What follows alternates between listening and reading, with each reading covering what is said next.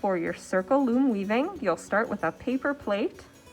You're going to turn the paper plate over to the back, and you are going to draw 11 evenly spaced lines around the edge of the plate. Now, when I say evenly spaced, I don't mean you have to measure precisely. You can use your eyes to determine that they're pretty evenly spaced all around the plate, and there should be 11 lines. I'm going to count just to make sure that there's 11, and there are.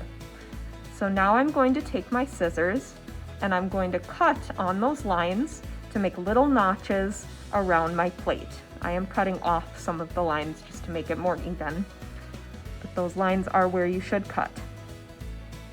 So you have 11 little notches around the edge of your plate. And after I cut, I'm going to count again just to double check that I have 11 notches.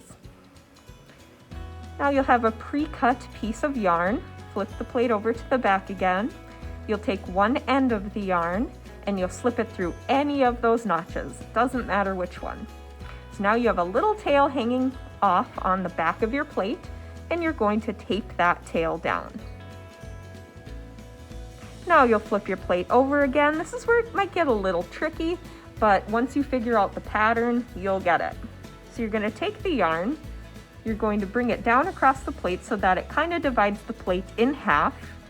But because we have an odd number of notches, it's not going to be completely in half. So I need you to count and make sure that you have 5 empty notches on one half of the plate and 4 empty notches on the other half of the plate. There should be 4 on the left side and 5 on the right side. Just so we can all do this the same. 5 empty notches on the right side of that string going down and 4 empty notches on the left side. So now I'm going to start the pattern that we need to know to make our warp. So notice how the yarn is coming down from the bottom like this. This is important. You're going to take this yarn and you're going to move it to the right to the next door neighbor's house. Next door neighbor notch. It looks like this from the back. Then from the neighbor's house, you're going to run across the street to make the skinniest X that you can. That just means put it in the closest notch to that original one. Now you're going to rotate your plate so that your yarn is still coming out from the bottom like this. Go to the next door neighbor's house to the right, run across the street, and make the skinniest X that you can. Rotate your plate so that your yarn's still coming out from the bottom. Go to the next door neighbor's house to the right, run across the street, and make the skinniest X that you can. Rotate your plate. Visit the next door neighbor's house on the right, run across the street, make the skinniest X that you can. Rotate your plate. Go to the next door neighbor's house, go across. Oh, it looks like we've run out of empty notches. So now that we've run out of empty notches, this string now becomes our weft string. That's the weaving string. So we're going to weave over, under each of these warp strings we created. So we'll take the end of the string and I'm going to start weaving over, under, over, under, over, under, turning the plate as I go, over, under, over, under. When you reach that big gap between the warp strings, it's time to pull. Pull it very gently so nothing gets tangled up or caught or knotted.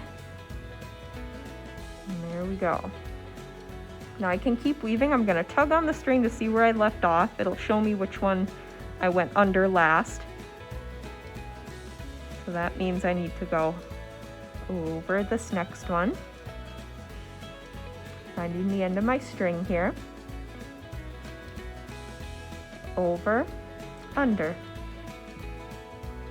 over, under, over, under, over, under. Again, this is a pattern. It keeps repeating itself over and over again. If you need to say over, under to yourself out loud or in your head, that's completely fine.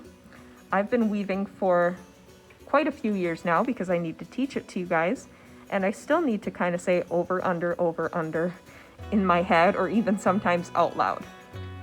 So to some of you, this might be brand new. Some of you might have done weaving before.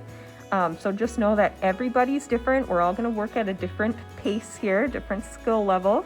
What matters is that you do your best. So don't compare yourself to others with how fast they're going or what their weaving looks like. Just as long as you are doing your best, it's all that matters.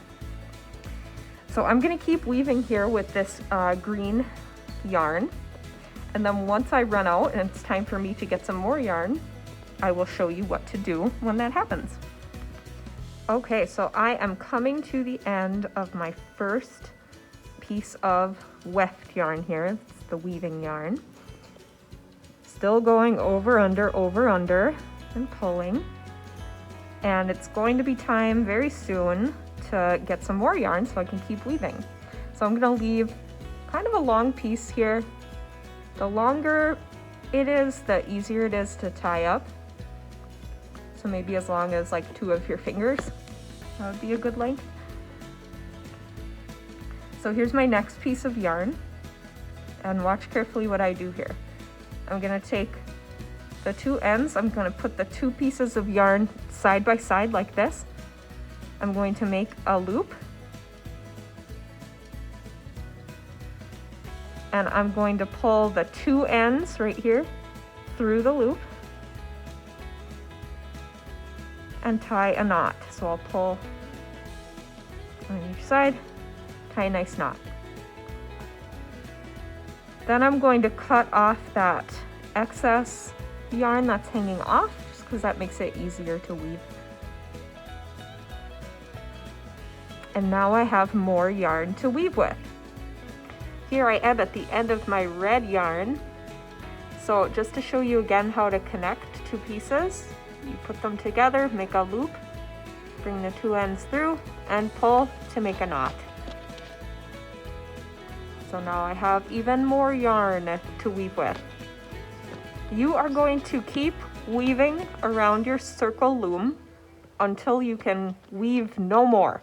Once it gets too hard to fit yarn over and under the warp strings, that's when you can stop. So I will show you when I stopped, when it got a little too hard to weave in and out of the warp strings.